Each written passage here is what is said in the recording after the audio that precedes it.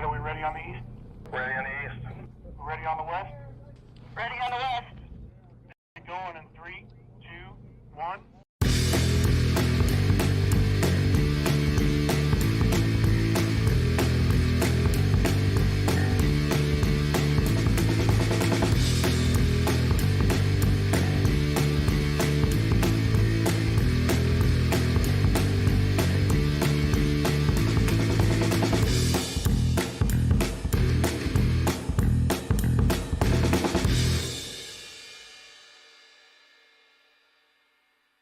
All right, welcome to Pioneering Change, everyone. I'm your host, Farmer Ryan Early. Today, I've got a very special guest, Dr. Calvin Johnson, who has an extensive background in orthopedic surgery, specifically in sports medicine. So, Calvin, thank you for joining us today. I'm very glad to have you on the show. Look forward to hearing a little bit about your background and where you come from and how you got into sports medicine. Appreciate it. I come from Bartlesville, Oklahoma. Back then, it was a big area for Phillips. That was their headquarters. And so they had a pool and a basketball gym, and so I think as a little kid my parents threw me in there and said, here, go play while we work. And my mom was a nurse, and so I met the orthopedic surgeon there quite a few times from injuries. Dr. Zeiders, great guy and a veteran, and I just enjoyed what he did. And I also in high school worked for the ambulance company, and that was an experience. The name of the company that owned the ambulance was also Niekamp Funeral Home, and and I hope this isn't off color, but their saying was, we get them either way. But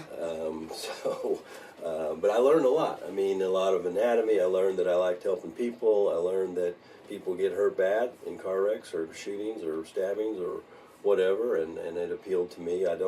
Wasn't too excited about treating patients with cancer, patients that died and all that stuff. So all that headed me towards orthopedics, and I like saying that I do orthopedic medicine. I did do 26,000 surgeries in my 31-year career. Wow. But those were torn cartilages. Those were things that couldn't really be fixed any other way. And when I did my fellowship up in Chicago, Dr. Heffern and Dr. Bach took care of the pro teams there. And what they taught me was that, everyone's an athlete. Professional athletes obviously are different. And they said, look, if we can create a healthy environment for that athlete, he's going to perform better, he's going to get injured less, and everybody's going to be happier. So nutrition, recovery, and then just accurate treatment, accurate diagnosis of the problem, and then mapping out a program. But there was, even back then, there was a lot of use of supplements and anything to help them get in the zone. I think you said something very important right there. In those three things, I like to start with the third one, accurate diagnosis, right? It's hard to develop a nutritional plan or a treatment plan or even lay out treatment options if we don't have an accurate diagnosis, if we're not actually, and so today I feel like so often many PCPs or family doctors are quick to refer out to specialists, and I know I've dealt with this personally in my family with my wife. We got sent to a cardiologist, and they said, no, it's not cardiology, it's pulmonology. So we got to go look at pulmonology. And pulmonology said, no, it's cardiology, right? You go back to cardiologist. So we go back to cardiologist. He said, oh, yeah, it's me. And he figures out what was going on, and luckily nothing to be worried about. Everything was good. Jordan had an enlarged carotid, and it was getting worrisome, right? You could see it actually enlarged and pulsating, and so after going in and getting everything checked out, turns out everything was good. So, but it was a scare. But at the same time, that's $3,000 worth of copays and 7 months of getting back to where we have a good safe field. But had that been something more serious, I feel like 7 months it may not have been an option, and so. I think that as we're moving forward, I'm working with a lot of primary care physicians, family health care doctors, and more of them I feel like are starting to look a little closer versus just referring out immediately. And 100 years ago, that was medicine, right? That you went to your family doctor, and if you needed, let's say 150 years ago, he had cocaine, opium, cannabis pills, and multiple different herbs and spices and different snake oils. Some of them we now know didn't really do much. Some of them we know did a lot. And many pharmaceutical drugs were patented based off of some of those plant-based medicines that were very common 150 years ago. Somewhere around the teens, 20s, 30s, pharmaceutical medications started really becoming more prevalent, right? And that's when I think modern medicine has kind of been built out of, and now it just, I am starting to see physicians, Dr. Meehan in Tulsa, several of them that are now utilizing natural homeopathic nutrition and plant-based programs across all spectrums prior to jumping straight to a prescription or straight to referring out to a specialist. And I feel like that's kind of a good trend. Yes. If you will. I know you've got some really neat stuff that you and your wife have been working on with oxygenation Right. in the blood. And I'm sure some viewers would love to hear more about some of that. Yeah. Well, and just to back up, what you said was huge. Modern medicine is different. I won't go into how different. I'm 65. I don't take any medications. I do take supplements, and I do exercise. But old time medicine, your doctor basically, he's the guy who decided what your treatment was. He's the guy who diagnosed you, or she. There wasn't a lot of women medicine in the 50s, but as we got older, and women, I'm a surgeon. Women have great hands as far as surgery. They're amazing, and they're intuitive on getting the right diagnosis. But back then, your provider directed your care, and it wasn't an insurance company saying, no, you can't do that. I didn't get into private practice till I was 32 years old, because I went straight out of college, and I went straight into medical school, 4 years, 5 years of orthopedics, and then a year in Chicago. So I didn't practice until I had really learned my trade. And the number one thing that Dr. Kopta, who was one of my head doctors, said, you have to have the right diagnosis, and no matter what. And you do that by talking to your patient. You do that by examining your patient. And or a test or whatever. But 95% of the time, I can figure out what's going wrong with somebody by talking to them and listening to them and examining them. Not on some little computer over here, getting the note to Cigna or Aetna or any of those other entities. Yes, sir. Yes, sir. Now, again, you mentioned you were at Chicago. How long were you at Chicago? 89-90, 1 year. It's called a fellowship, and so it's an extra year of training. I really enjoyed sports medicine. We were laughing earlier, but my career got cut short. And at OU, I was walked on as a freshman and got cut from the team, and so at that point I had to get serious and start studying. But I learned a lot. I mean, athletes, everyone is an athlete. Every person, if you break your hip, you're an athlete, and you've got to figure out how to recover.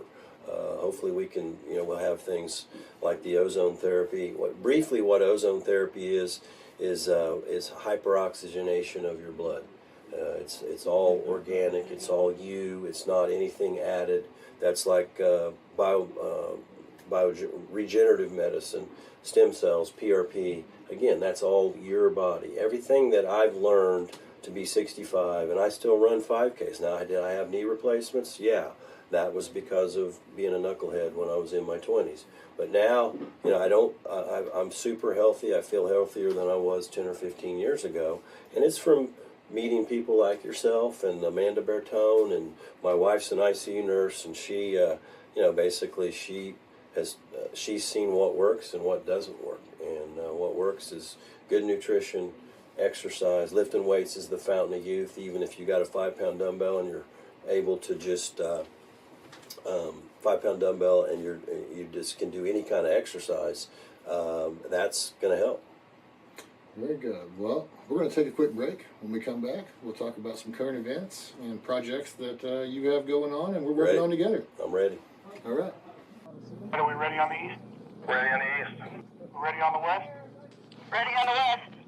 Get going in 3, 2, 1.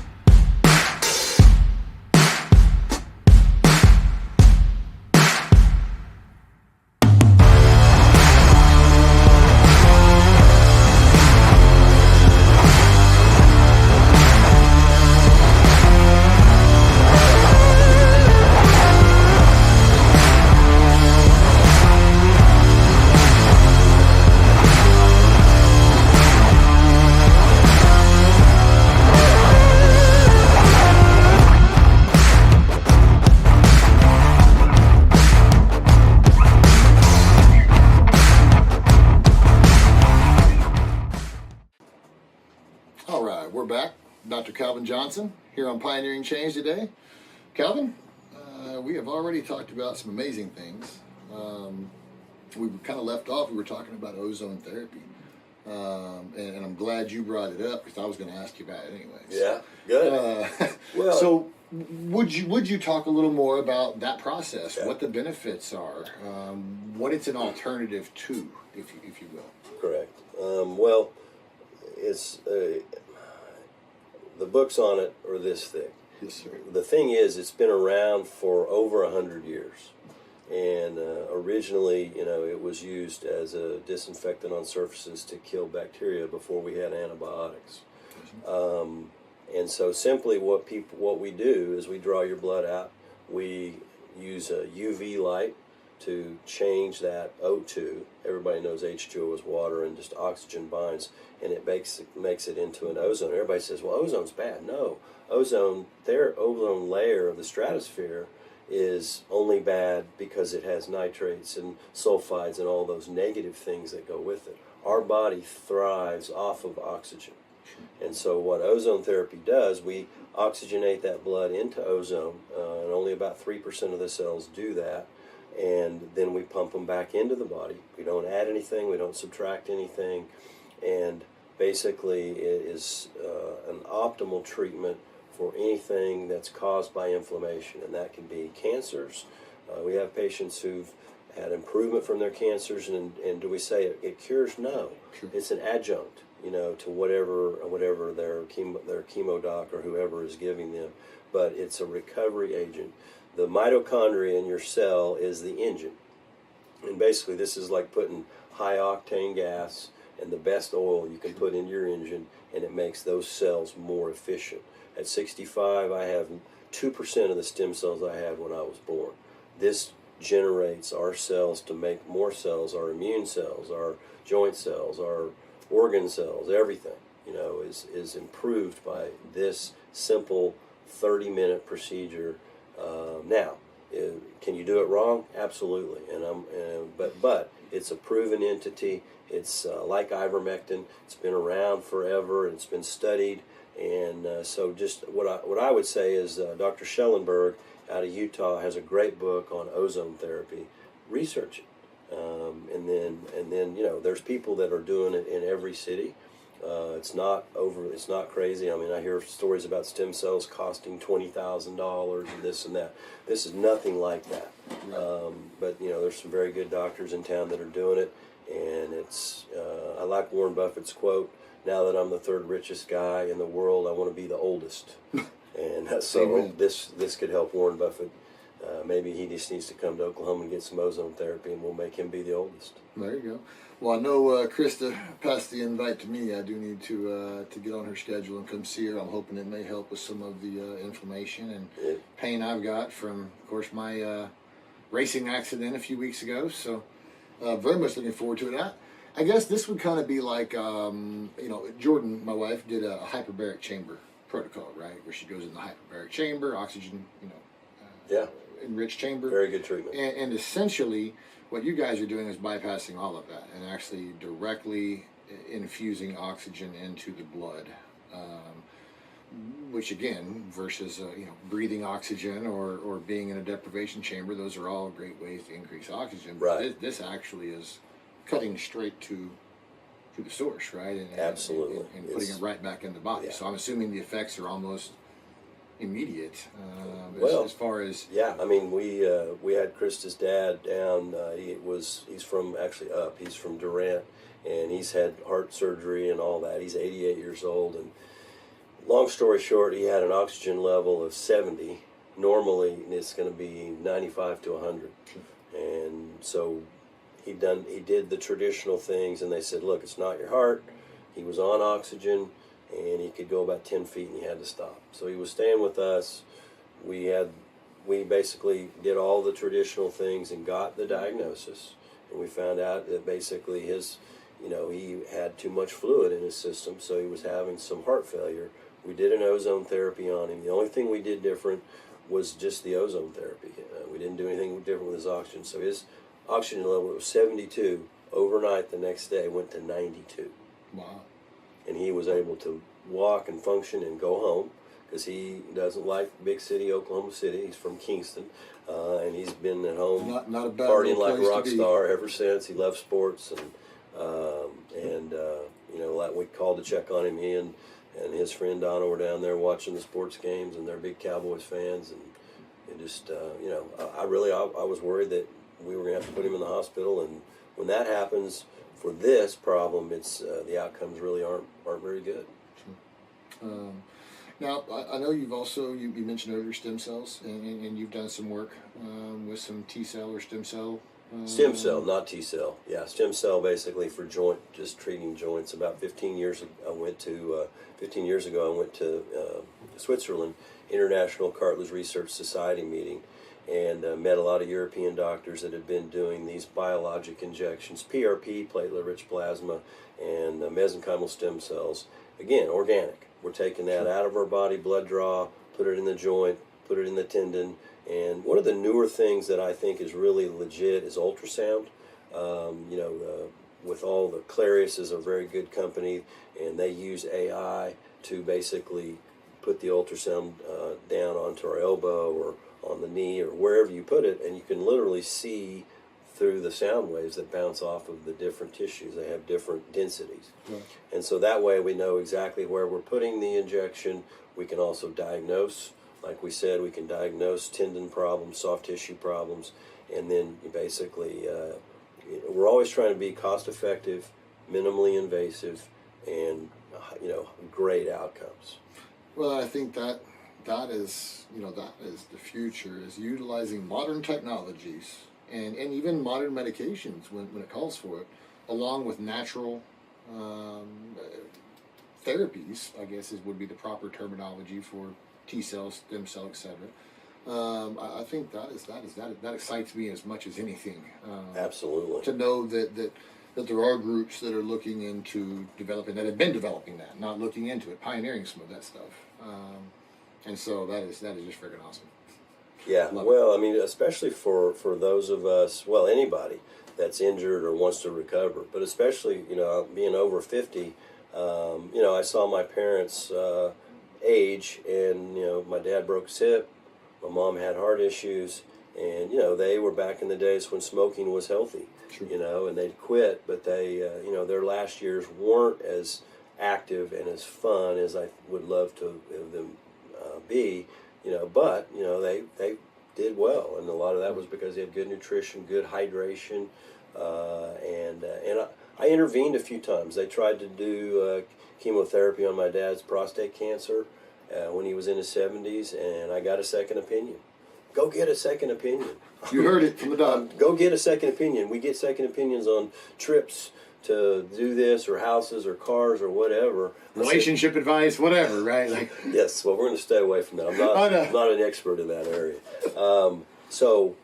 Dr. Archer was older than this guy, and he said, look, Calvin, your dad is not going to die from prostate cancer. Yes, they can treat it, and yes, they can make his PSA go down. So we didn't do it. My dad died at 93 from a broken hip. The cancer never took care of him. So get a second opinion. Research this stuff on your own. Don't believe me. Don't believe anybody. Just ask their source, and then go to that source and say, yeah, this makes sense, or no, this doesn't make sense. But don't let somebody else guide where you're going to be with your health. I love it. We're going to take a quick break, and we'll be right back to talk about a project that we're working on together. Awesome. Are we ready on the east? Ready on the east. Ready on the west?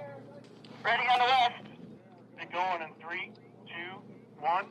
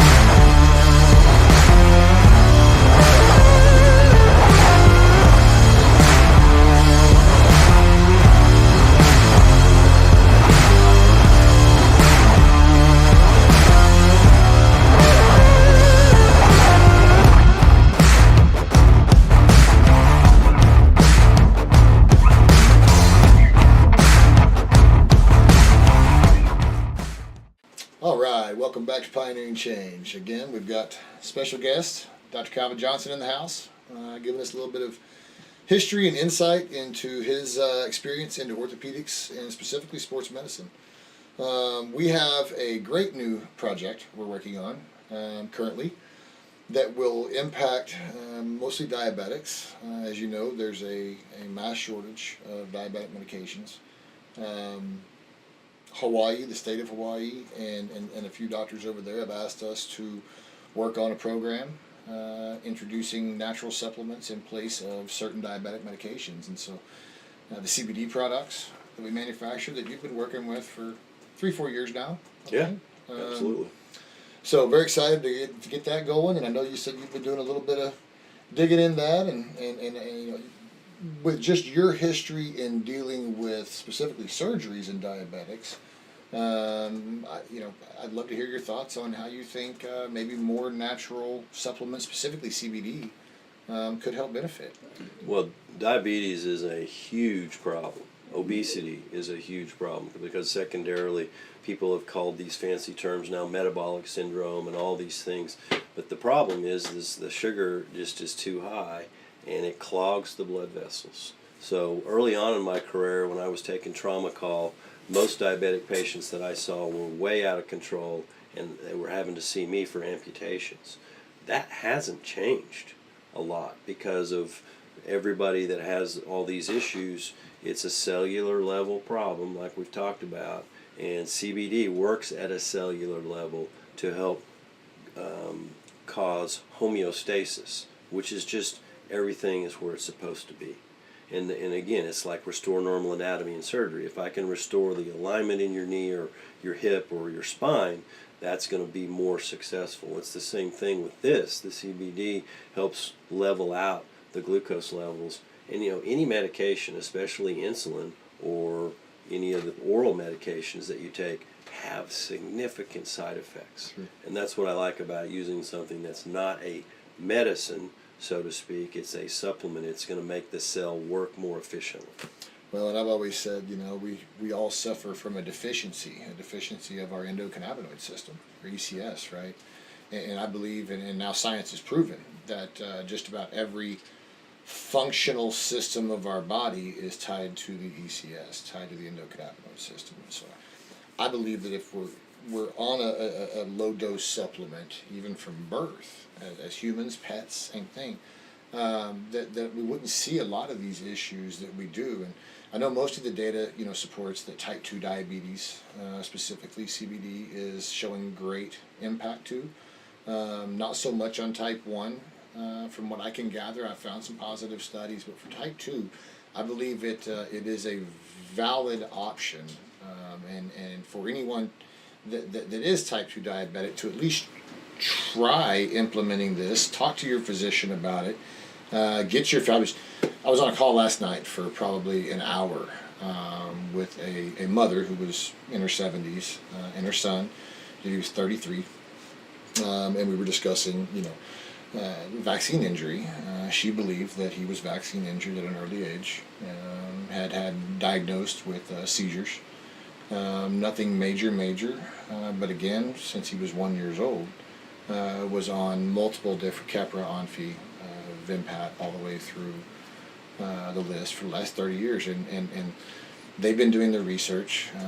I spoke with them in detail about how to, you know, implement this, and the first thing that they said was, look, our neurologist, his neurologist is very much open, recommended that he find a good CBD product, didn't have any way to point him in any direction, but was open to it. And so we're now trying to schedule a call for myself and his neurologist to discuss, you know, the fact that he is implementing a CBD product now to help her get up to par on what dosage we have him on, etc., as they begin scaling down those pharmaceutical medications. And that was her goal. And like I said, I'm starting to see more and more physicians around the country open to more natural supplements now that the data is coming out, especially about CBD. And it's not just CBD, CBG, and some of these other compounds that are showing unbelievable abilities to help regulate some of those standard systems in our body, like metabolic, cardiovascular, and bronchio. systems even. Yeah. CBD is being studied heavily now for bronchodilation, specifically with asthmatics. And my oldest stepson, Caden, perfect example, right? When I met him, he used a rescue inhaler 3 times a day. He started a CBD supplement every day, and now he won't go a day without it. Hasn't had to use the rescue inhaler in 5 years. Not because he's taking a drug or he's doing something different or he's eating different, only because he added a supplement that I believe it was just a matter of his ECS was Absolutely. deficient in. Yeah. But the bottom line is medicine, current day medicine, the medicines are given to treat a symptom, True. which doesn't do shit. What you're talking about is you're treating the problem. You're that homeostasis. Because, how do we know what aluminum or mercury or whatever, how do we know if that's high or low? It's so hard to test. If you get homeostasis, which is what you're doing with your treatments with CBD, with being a natural supplement, you're going to cure the problem or you're going to make the problem better. Well, and that's where I'm really excited about what we talked about yesterday at lunch was the H3O2, structural water, hexagonal water. Dr. Gerald Pollock coined the term easy water, right? But phenomenal. And the more research I've done on it, the more excited I get, right? We now have the hydrogen. Sorry. Well, you're just fine. Hydrogen generator at the office. And are beginning to produce H3O2. And I'm very excited to be able to introduce H3O2 into some of our water-based products like the humic fulvic minerals and some of the colloidal coppers and silvers, as it's going to provide hydration on a cellular level. Goodness, something in there, huh? And so it's fascinating what cellular hydration can do just in recovery, in mental clarity, cognitive function, everything. We get dehydrated. I think most Americans, if not all Americans, run around some level of dehydration. None of us drink enough, right? And especially, it's not so much that we don't drink enough. I think it may be that we're not drinking enough of the right thing, which would be living waters, water that still has electrical charge, water that still has vital supplements and nutrients in it. And so, hydration, as I'm sure you're aware, is key to That's huge. to life, right, in general. Good to talk, or you want me to go for a Getting minute? there. So, one of the best things I do with my patients, get them off of pop. Right. So, the high fructose corn syrup. Phosphoric acid. 8 times more injuries than lady athletes who drink pop. Rots out your teeth. It's just a horrible, horrible thing to put in your body. Tell you what, let's take a quick break, and we'll come back shortly. Are we ready on the east? Ready on the east. Ready on the west? Ready on the west. Get going in 3, 2, 1.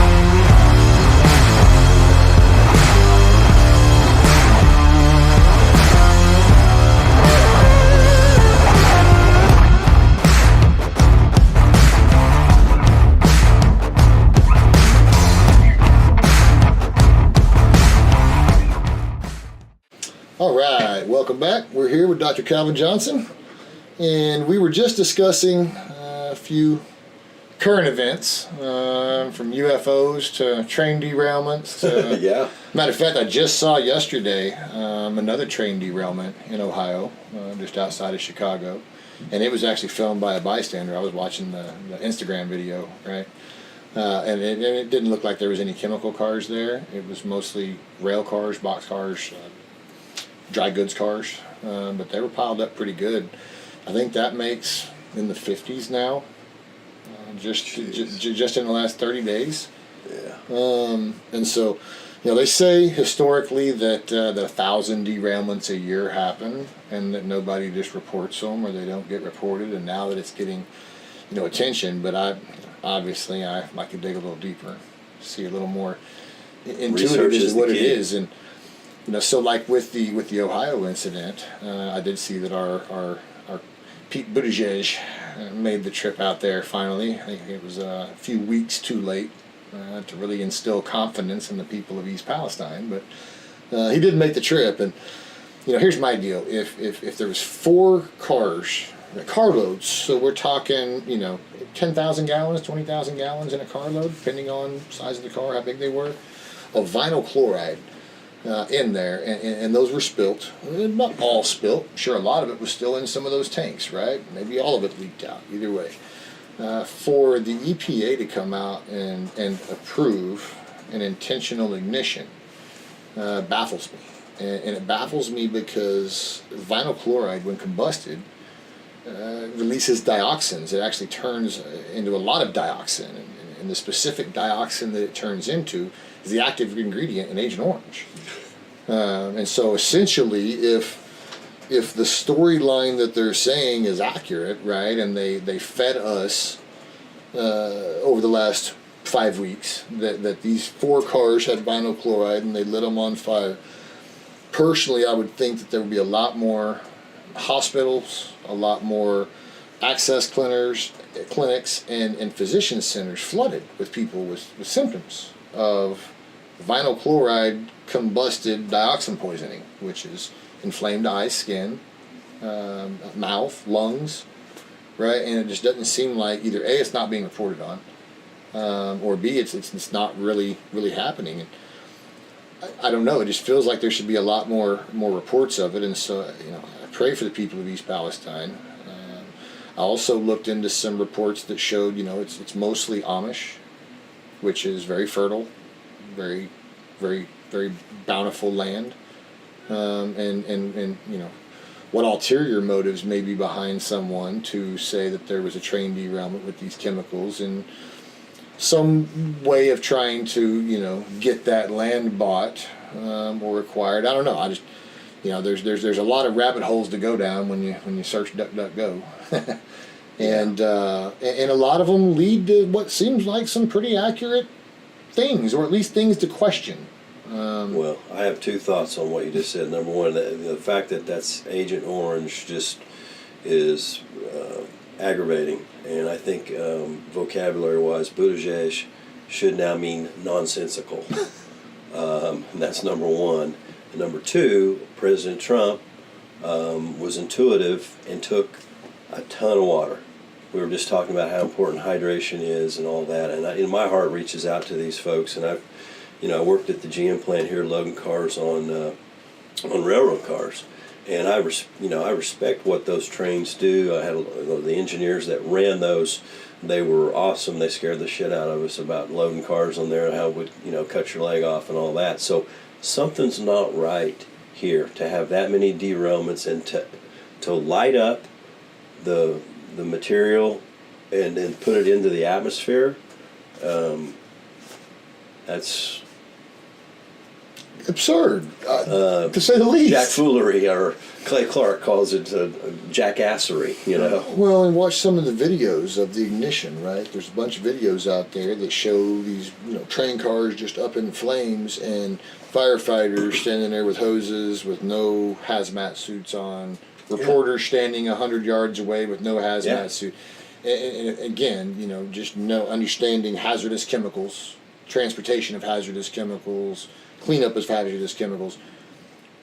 Much easier to clean up vinyl chloride on the ground than it is out of the air, for sure. It's going to come down somewhere, right? Yeah. In acid rain form or just dangerous vaporous gas as it settles. And 2, if you were going to ignite such hazardous chemicals, knowing that this converts to the active ingredient in Agent Orange, you would not allow anyone within miles and would have to evacuate hundreds of miles in whichever direction the wind blew for risk of immediate reaction to that being in the air and the water. Yeah. So it doesn't make sense to me. It's mind-boggling, and I think time will tell as this story rolls out and as more and more facts are done. But FEMA, a president, right, who was nowhere to be found overseas in Ukraine, writing more checks, which seem to be limitless and with no bounds by now, versus with the people of East Palestine and providing relief and looking for answers, using the full force of the government to figure out why and how to stop it from happening again. That's what government's main function is to protect the people, Right. to provide a safe place for our people. Otherwise, what are we paying them for? Why are they there? And with anything, follow the money. Follow the rail owners back to their political partners, and I think you'll find more and more connections. However, it's just astonishing that the president, the sitting president of a nation, is not there to support his nation in time of need and is more concerned with giving our tax dollars away to what seems to be an endless war now that we're 13 months into it. So We didn't have any endless war when Trump was here. I want him back. he was definitely working on ending it, and I don't care what the current president says about the exit from Iraq being his fault. There is 100% at fault there for Mr. Biden's plan. So, yeah, he is running in 2024.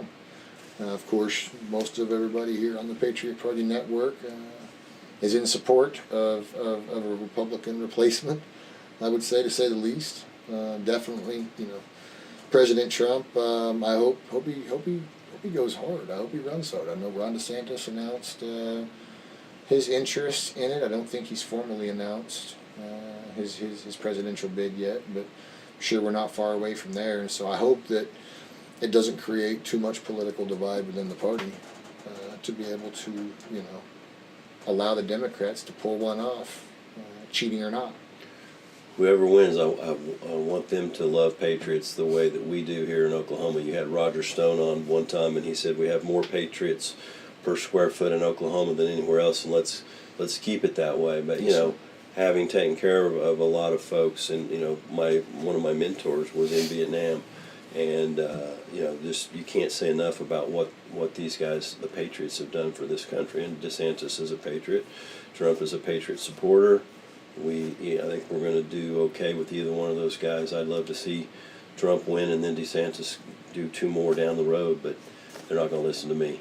Yeah, well, we'll see what happens. But they do listen to us about the Patriots, and that's what I'm proud about Oklahoma. When we had the bombing, I was downtown at St. Anthony's, and we knew something bad had happened. We got the first 60 patients, but those firemen, those highway patrolmen, those Patriots, those previous military guys, every single one of them was down there, and they were all running to the bombing area, just like 9/11. And I was so impressed with our community, but our medical community too. There was no bickering. Everybody was working as hard as they could, and that comes from your leadership. That comes from your leadership supporting your military and your military keeping us safe. Absolutely no. And Oklahoma, they call it the reddest state, one of the freest states in the country. We're a 2A sanctuary state. Oklahoma, Texans, most of us here in the Midwest, I think, are going to have a not quite as difficult of a time in the future, right? Especially should, Democrats get elected again. I think our state government is pretty solid. I've had former Senator Jake Merrick on the show in the past, and Jake for the State is a great website to go to get information here in Oklahoma about legislative changes that affect both positive and negative. He's staying on top of quite a bit of current events and topics, and give him a follow, jakeforthestate.com. But I think that as we enter this next election cycle, we're going to see hopefully a peaceful next year or two. No more summer of love.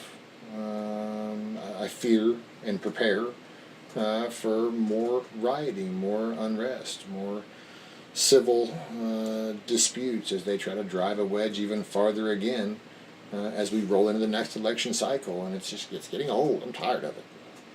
I hate it. Most Americans want a safe place to raise their family. They want a good paying job that's steady. And to do that, we've got to get our foreign trade partners and policies under control.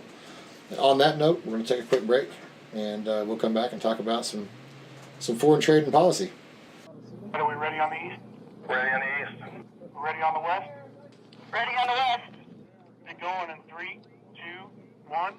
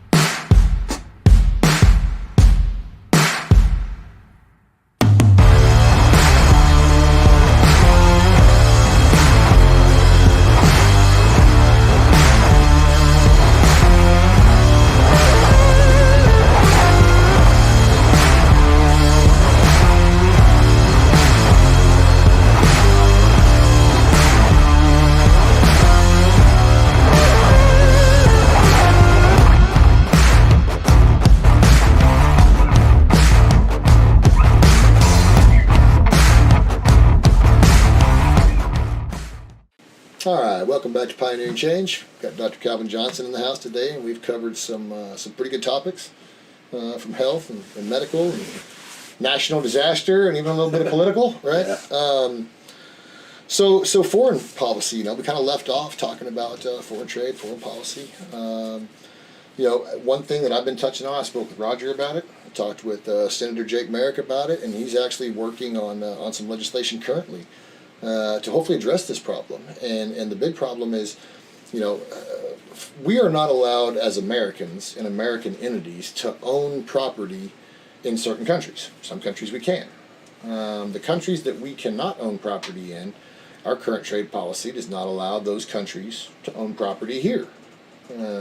However, it was just recently released that over 300,000 acres are currently owned by citizens or nationals of China, of the CCP.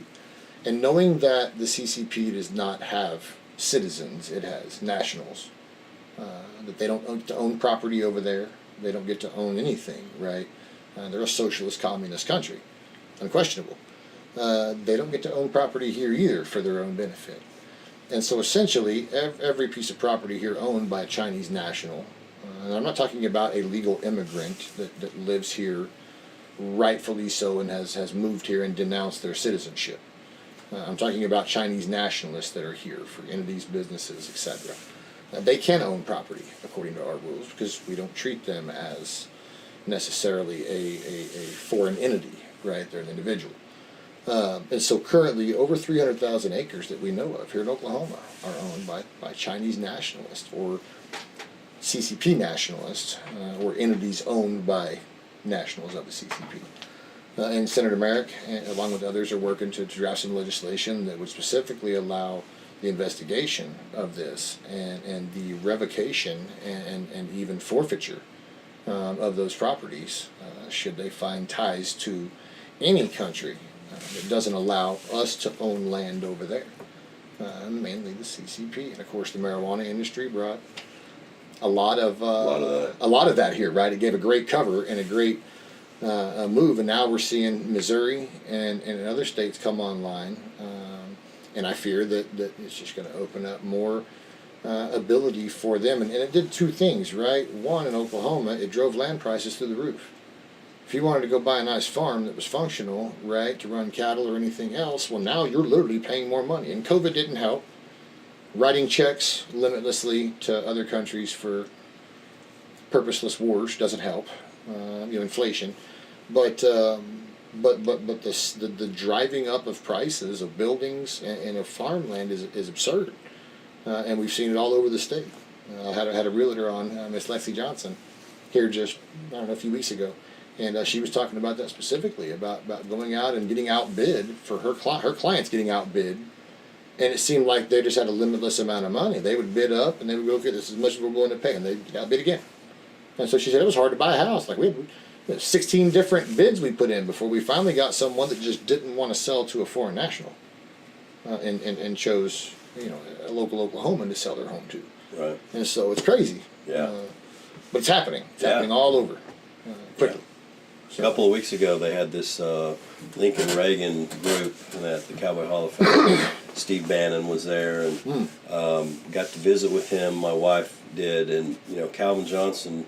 There's another Calvin Johnson who is a great athlete who was a Detroit Lions receiver, and so I laughingly tell people that I get seen and think that I'm him. Well, my wife is Magatron for MAGA. And so she's talking to Steve Bannon, and he absolutely said just exactly what you just said. And he says, "Don't believe me, research it." And that's the theme of what you've always taught me. You have that brain that's amazing on chemical reactions, and I think you have a photographic memory. But that's when people like Steve Bannon, he just wants to get the truth out. The truth is the truth. That's it. You can't twist it. You can't distort it. You can twist it and you can distort it. Well, but and people will believe it. But when those facts are laid out, yeah. And the problem is now we had a great conversation with Senator Merrick about the difference in woke and awakened, right? And the woke want us to believe that the sky's not blue and the grass isn't green. And the up is not up and the down is not down. Yeah, right? and God doesn't exist. And the God doesn't exist, and that's a major you problem. can choose your gender, and that we should accept that. And then what's wrong with us for not accepting that the sky is not blue, right? And it's hard as a born in Oklahoma Christian, right, family, God. And country, right, are the values we've been raised on. It's hard for me to accept and understand how someone could even think that. And then I think, okay, well, that falls right back to several different classifications of body autonomy, right, of drugs, and our thoughts on decriminalization, cannabis specifically, right, how it's been demonized, and we're supposed to just accept that this is not good for us and that we should do this over here when really this may be the right thing for us all along. And so again, wake versus awakened, right? Woke versus awakened. I think that now we're seeing more and more come out, more and more realize that maybe I shouldn't have jumped in line to get that first vaccination or that second one or that booster or that last booster. But I think a lot are starting to realize, and I'm getting a lot of reach outs of, okay, how do I proceed forward now? How do I, protect my body? How do I get this, the bad stuff out, right? How do I detox? And quit listening to liars. Some of those are physicians. Some of those are leaders. Got to quit listening to them. I feel responsible for my family. You do too. But we both know that our wives run the family and they run the health, and they are intuitive and they are smart. And so listen to them. Research the heck out of it, and I hate that the medical industry, you got Dr. Malone who's telling the truth. I mean, go to people who tell the truth, but they're not scared to tell them the truth. Right. And I'm not, and you're not. No, it's do your research. Dr. Robert Malone has an Absolutely. amazing story to tell. I met him at CPAC in Dallas. I mean, amazingly smart guy, and he's got a bad right knee. I didn't notice that when he was walking, and that's how we struck up a conversation with him. But when I was there, it's so fun to be around like-minded people, like the people that are listening here. We're like-minded And we're not asking for handouts. We're asking for the truth, and we're asking for, you know, our military to be able to do their job. Absolutely, absolutely. Matter of fact, we have an event the Patriot Party News Network is putting on down in Bowie, Texas. It's a Patriot Party roundup. I'd love to invite you down as my guest. Love it. I'll be there. Where is it? It's in Bowie, Texas, April 29th. Awesome. Day after my birthday, so well, that's my father-in-law's birthday, so we'll party down in Bowie. There you go. You can go. Tickets can be purchased at the ppnstore.com for anyone that wants to go check out that event. They've got a pretty good event. Some great speakers lined up. They're fixing to announce the newest speakers to come out, and of course, we'll be there set up with all the products that we help produce for PPN and for their network and apparel and all that good stuff. So that's what I loved about CPAC. Just meeting the people that are you know, they have new credit cards. You know, I mean, basically everything is based on the United States and the people in the United States. So we'll be there. Yes, sir. Very good. For more information, you can check out the website, farmerryan.com. We'll have some links up where you can get more information on ozone therapy. Yes. And find out if you want to get in contact with Dr. Johnson. Again, we'll post a link up there with his email. Shoot an email. Great. See what you can do. We have a lot of local Oklahomans that watch the show that may want to come check out some ozone therapy. So, yep. Otherwise, loved having you on the show today. Appreciate you taking your time to come join us. I look forward to seeing you down in Texas, and B, having you on again. I think there's we could probably spend a whole another hour talking about. Oh yeah, we got 10 or 20 hours in us, but good stuff. Not boring. We've got, you know, I really appreciate you having me on and giving the chance to talk to my colleagues and compatriots. Absolutely. Until next time on Pioneering Change, we'll keep searching the past to grow a brighter future for everyone. Thank you for joining us. You'll have a great week. Are we ready on the east? Ready on the east. Ready on the west? Ready on the west. Get going in 3, 2, 1.